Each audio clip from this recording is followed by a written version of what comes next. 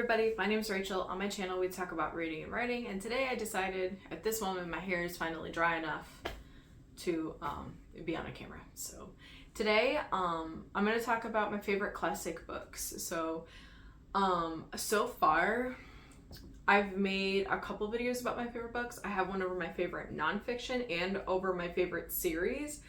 So check out those if you haven't already. So today I'm just talking about classics. One thing that I'm starting to realize, like, making these types of videos is, like, just because I gave it 5 stars doesn't mean that it automatically comes into my head as, like, a favorite. Because, like, something I could have found absolutely nothing wrong with, and it could have had, like, a major impact on me at the time.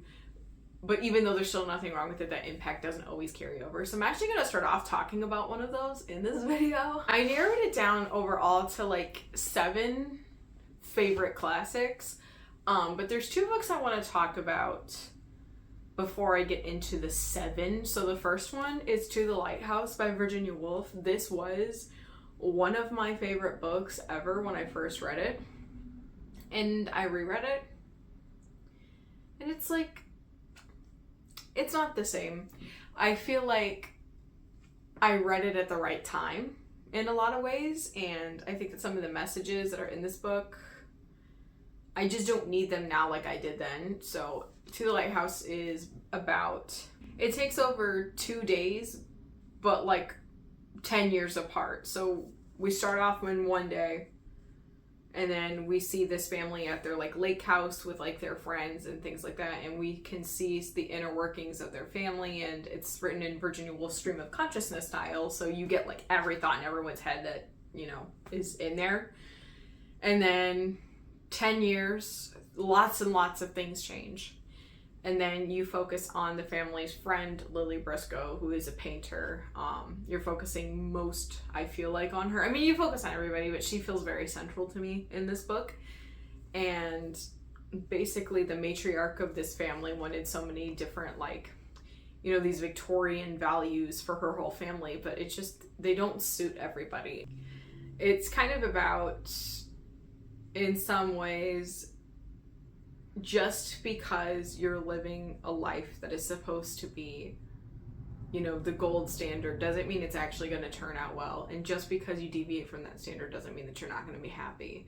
So there's moments in the writing that are really beautiful.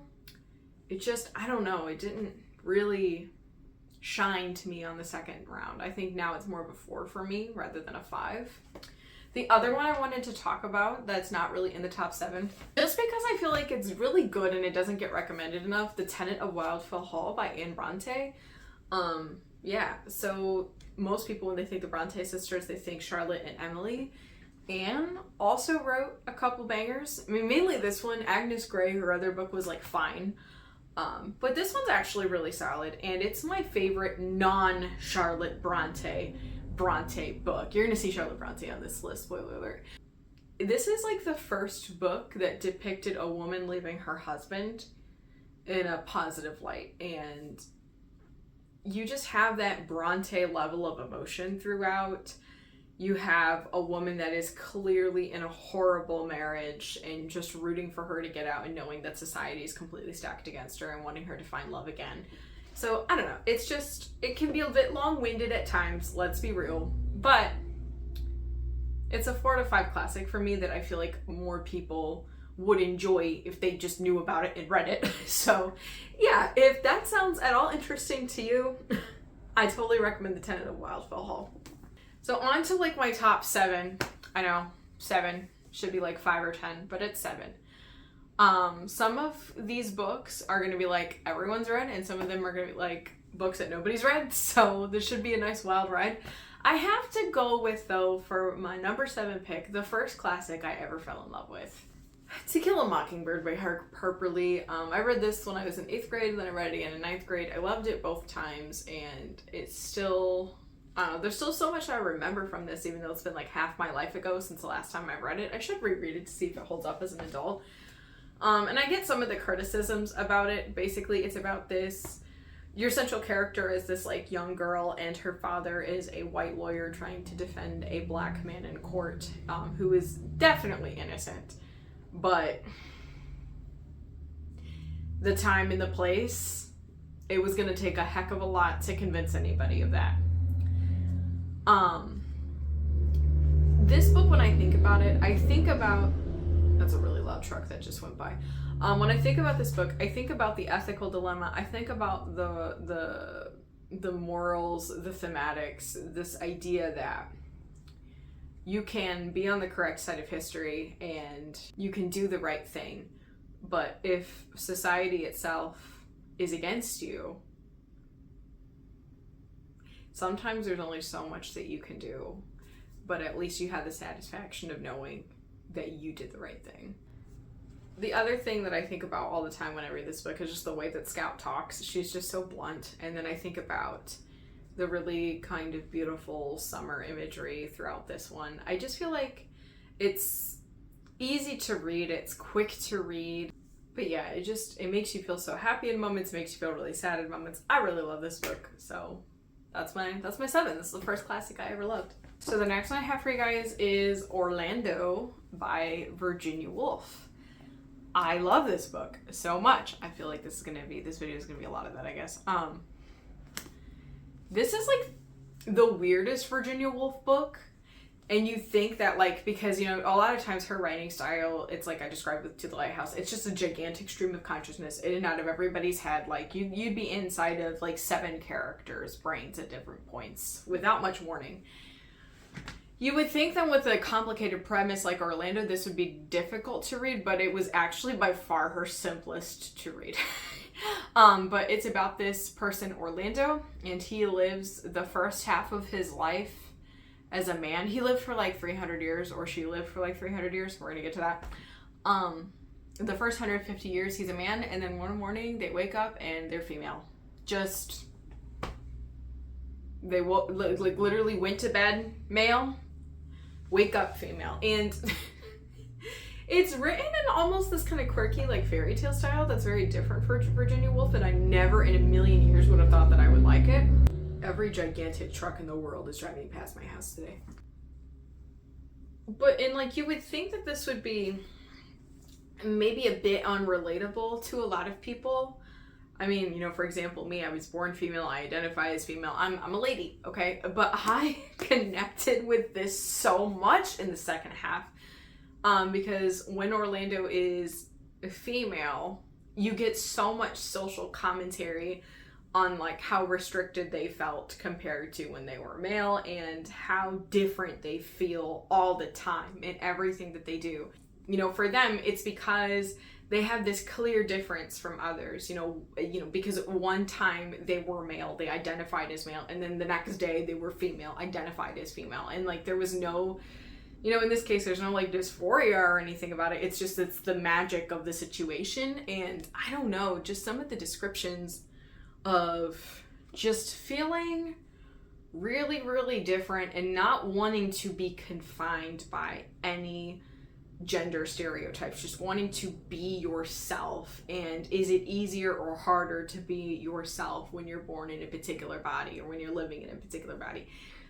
It was so interesting. It was quick to read. I was highlighting the crap out of some things. But the thing of it is, it's not entirely isolating either. Like, even as a woman, Orlando's able to find somebody that gets her and gets her history and understands that she's just a little bit different, and she ends up finding somebody that's a little bit different too. So I don't know. I feel like I'm not explaining this the best, but it's, yeah. It has to do with gender and gender expectations and how society impacts how we present ourselves and what our goals are. So I thought it was really good. So this next one, so number 5, I don't know why I said it like that. This is gonna divide everybody, so get your keyboard out and ready, I guess. Listen, I like Catcher in the Rye. I'm one of those people. Like, I read it twice, and I loved it both times. The first time I read it, I was like 14, and the second time I read it, I was in college. So maybe if I read it as like a real adult, my feelings will change, because it sounds like for many people, when you read Catcher in the Rye as a kid and you hate it, you like it as an adult, and when you like it as a kid, you hate it as an adult. I don't know. I feel like I have so much love for my past self, and I know that might sound weird, but I really respect young me's opinions. And so sometimes I agree with what I previously thought, and sometimes I disagree. I highly doubt I'm going to go from totally loving this book to totally hating it. But it's about this kid that a lot of people hate named Holden Caulfield. And Holden is this teenager who has just been going through it. He just got kicked out of boarding school. His sister has passed away, and he's wandering around New York City just feeling completely lost in every sense of the word. And basically what you're seeing is like a teenage mental breakdown. And Holden is very self-centered and he's very insufferable, and you know, reading this I just kind of thought, well, of course he is. Look at where he's at in his life and what he's going through. And yeah, that's just kind of how I felt compared to how other people felt. But I don't know, I like Catcher in the Rye. I think that some of the lines from this are really nice. I will always love, I love the last lines of books. I actually might do a whole video about this because the last line, I want to say 95% of the time, doesn't spoil anything. It just gives you the vibe. I will say, if you've not read Catching Fire by Suzanne Collins, don't read the last line of that one. That is the biggest spoiler I've ever encountered by reading the last line.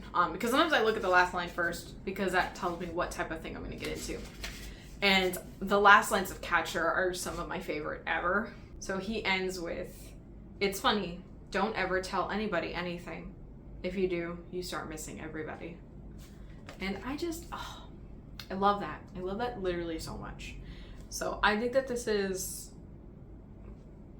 I don't know, it's really a different book for me because I feel like a lot of the books that I like are not like this.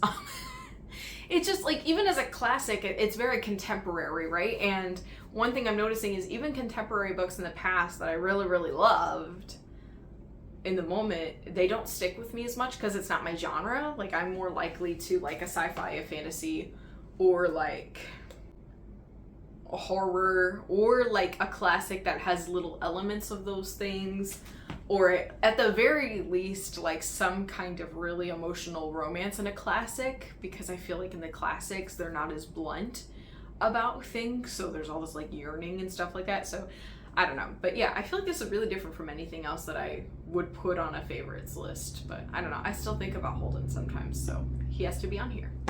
So the next one is a little more obscure.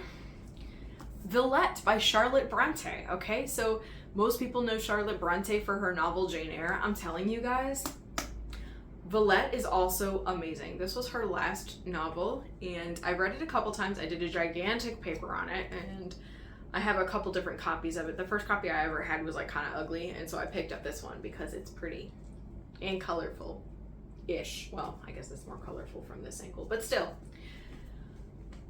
Villette is about this like late teenager, Lucy Snow, and Lucy is an orphan. Her parents have passed away, and she begins working as a teacher at this like French school. And to be honest, not much occurs. In a way that's not even really like normative of this time period or genre. Like, this came out in the 1850s, I think 1853. So it's a Victorian piece of literature. Obviously you're gonna sign up for something slow paced, but there's really like, it's not a lot of extrinsic plot, it's more intrinsic plot. It's more Lucy's emotional journey. And a big problem with Lucy's emotional journey is she doesn't really let herself feel things fully, and she doesn't really allow her to express her emotions. And so she just feels very alone in the world. She's really trying to find love. She's facing things like rejection. Yeah, I guess she's just really desperate to have somebody just see her for who she is and love her, and to figure out who she is along the way. The ending of this book, though,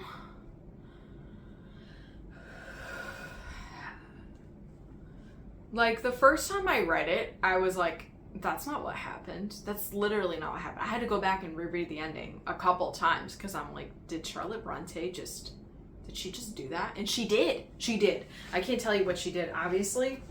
I think that some people might hate the ending. I I love it and I hate it, if that makes sense. So I think that it had a strong impact on me because of the ending.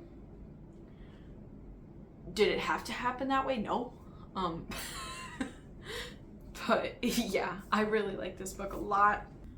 My favorite thing about Charlotte Bronte's writing here is, I mean, obviously we're talking about a character's emotional development. That's what this whole book is about. It's about emotional development. Charlotte Bronte's writing is so emotionally charged, and that's why I love her so much. Because I read Villette, and I read about some made-up girl from the 1800s who is unrelatable to me in quite a few ways. But the emotional journey that she goes on and experiences, some of those lines just absolutely pop off the page and really speak to me at different points in my life. I think especially when I was younger. I kind of want to give you a stronger hint about the eventual storyline, but I think it's so much better to go in blind and to go into the themes blind, because I don't know, this book surprises me in so many ways, and I feel like even now it reads very ahead of its time, not only because of the ending, but because of the kind of whole emotional journey that she's on and how the story is centered. I don't know. There's nothing else quite like this. So it's kind of still ahead of its time, I feel like, on some level. That's my number 4. I will say, out of all of the classics that I've talked about so far, I think that actually looking at the list, this one might be the least accessible. I don't think that the writing is too crazy, difficult. It's just when there's so little action in a story, it can be easy to get lost in all the words. And I don't know, I feel like this is one of those. So I feel like this is one where you gotta be patient. You have to really love the premise or really already love Charlotte Bronte to, I think, dive into this one. So our next one is White Sargasso Sea by Jean Rhys. I've read this one a couple times, and honestly, I should read it again because it's gorgeous. This was written, when was this written? I know when it's set, but when was it written? 1966. That actually makes this the most modern book on my list today. White Sargasso Sea is Jane Eyre fan fiction, basically. Jane Eyre is written by Charlotte Bronte back in 1847. Over 100 years later, Jean Rhys wrote this kind of response. And so in the novel Jane Eyre, one of the characters is a woman who is English but lived in the Caribbean, in the colonies. And in the text Jane Eyre, she is not written in a flattering way whatsoever, and she's the only character that's in that situation. And so she's considered a white Creole, and then Jean Rhys's mother would have also been considered a white Creole. She was also an English person that grew up in a colony. This book fleshes out that character and makes her into a person rather than just kind of this caricature that she is in Jane Eyre. And so you have your main character Antoinetta. You see her unique experience having grown up in the Dominican as an English white girl, the racial tensions, the just feeling like she doesn't belong anywhere, and then she marries Rochester, and you get to see how their relationship unfolds from her perspective, and everything is a mess, and everything is beautifully written. This is one of the most beautifully written books I've ever read in my life. I don't know, there's certain things that just jump out. So I found one because I have highlights in this one because I also had to read it. I read it for an undergrad course and then a graduate course. Do you know what you've done to me? I loved this place, and you have made it into a place that I hate. All the other things are nothing to what has happened here. I hate it now like I hate you, and before I die, I will show you how much I hate you. Just clipped words, just blunt emotion. And I love it. It's, like I said, it's complicated. It's chaotic. It's a horrible marriage. It's a really awkward, uncomfy social place to be at the time. Just cultural misunderstandings, serious mental health concerns. Listen, I know that this looks tiny, but listen, most of this is a Norton Critical edition, so that means that there's mostly backgrounds and, you know, articles and stuff. This is the actual story. This is the bonus stuff. It's this big, and it's like 112 pages, and it's so complicated and beautiful and just a mess, and I love it so much. And obviously when I say it's a mess, I mean, like, there's so much just drama. There's so much to think about and to process. So yeah, White Sargasso Sea is such a special book. And, you know, in addition to all of the kind of emotional turmoil that you're exposed to in these complex concepts, you're also getting a lot of beautiful imagery from this Dominican setting. But yeah, who would have thunk it? Jane Eyre fan fiction, amazing. White Sargasso is my number 3. And it feels like almost sacrilegious to put one above the other because I really love both of them so much. But I think I have to put Jane Eyre as number 2. I think that White Sargasso Sea is number 3 and this is number 2. I think. I don't know. I feel like those two are flippy floppy for me. But Jane Eyre by Charlotte Bronte. I have, in a top 7 classic novels, 2 spots are taken up by Charlotte Bronte. That's how much I love this woman. Jane Eyre is about an orphan named Jane, and all of her stories are about orphans. But Jane, once she leaves her boarding school that she attended as a kid, when she turns 18, she becomes not a teacher this time like in Villette, but a governess for Mr. Rochester, who is this much older, very rich man. And she has this kind of interesting relationship with him, and you get to see, despite their different social classes and despite gender expectations, you kind of see how they are equal to each other in some key ways. And while their relationship is building, there's weird things going on in like the manor where he lives, and, you know, people are saying that it's a ghost, and some people think it's one of the servants, and, you know, whatever. And so it's got a heck of a plot twist in here. Once again, one of my favorite things about Charlotte Bronte is the emotion that she uses when she writes. That is the best thing.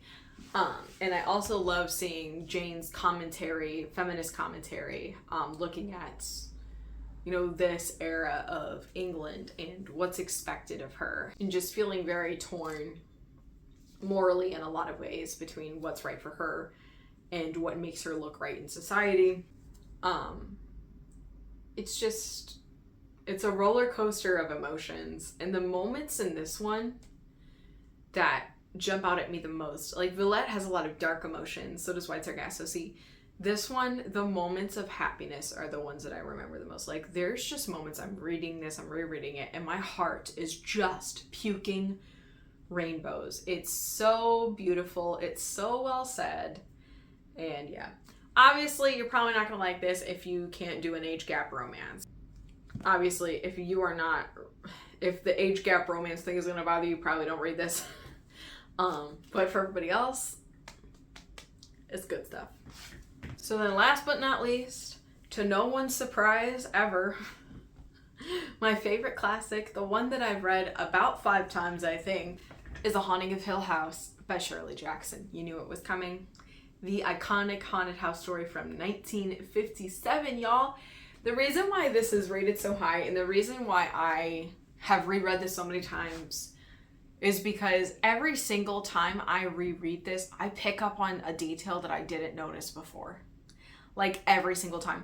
Like, you jump into this thinking that you're in for like a fun haunted house story, and you absolutely are. Like, the first time that I read this, I was reading this to have fun and not to think too deeply about certain things, even though some of those questions kind of were coming up for me as I was reading them. But then you read it again and you're like, wait a second, what's happening? Like, it's so good. It's about this group of people who are studying Hill House for the summer to see if there's going to be any paranormal phenomena. And your main character that you're following is Eleanor, who had previously been involved in a paranormal occurrence. That's why she was recruited to be here. And you get to see her entire personality morph and change within this house. And it leaves you oftentimes with more questions than answers. And I think it's very much on purpose. Like, there are certain scenes where, again, there's like certain scenes, I've read them 5 times and I've backtracked to them more than just, 5 times. Like, within a reread, I might go back to that scene a couple times thinking, all right, I'm finally going to puzzle it out. And it's even like one of the literary critics I studied about this. Some moments are pretty impossible to determine what's really going on. It's really just kind of up to you as the reader to put the clues together and to interpret them the way that you're going to interpret them. Yeah, this is an amazing horror book. The literary quality is just absolutely shining. I love it so much. And those are my favorite classic novels. Yeah, I'm hoping next I want to do a video about my favorite novels. And I think that this will be the final stop on my favorites series of videos. I don't know if it's gonna be my next video, but it will be up soon. Probably within the next couple months. It's just, I have quite a few that I want to get through for that one. And that's even eliminating some of those 5-star reads that I just don't think about as much anymore. It's gonna be kind of probably a lot more to cover. In the comments today, let me know which of these you've read and liked, which ones you've read and hated, and what your favorite classic books are. All right, guys, I will see you next time. I hope you're all doing well. Bye.